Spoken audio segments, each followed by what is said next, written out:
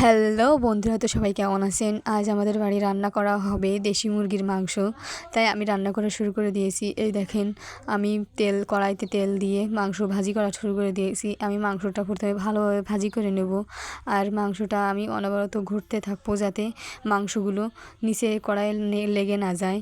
আর জালও দিতে হবে ভালো মতো। আর আমি মাংসর সঙ্গে আলু এবং রসুনগুলো দিয়ে দিয়েছি যাতে ভালোভাবে কষানো যায়। তারপরে আমি এখানে দিয়ে দেবো চুই, রসুন, পেঁয়াজ দিয়ে দিয়েছি। আমার ভুল করে পেঁয়াজ দেওয়া হয়ে গেছে। পেঁয়াজ আগে থেকেই দিলে একটু লেগে যায়, তাই আমি পরে দেখেন আবার তুলে নিয়েছি। তারপরে এভাবে আমি মাংসগুলো আবার ভেজে নেব। পেঁয়াজগুলো তুলে নিয়ে ভালোভাবে ভেজে কষিয়ে নেব। মুরগির মাংস তো একটু ভালোভাবে না কষালে হয় না। তারপরে দেখেন এই যে আমি পেঁয়াজ, রসুন, শুকনো মরিচ, গরম মশলা সব দিয়ে আবার ভালোভাবে কষিয়ে নেব। আর এবার আরও বেশি করে ঘোটাতে হবে যাতে তলায় লেগে না যায়।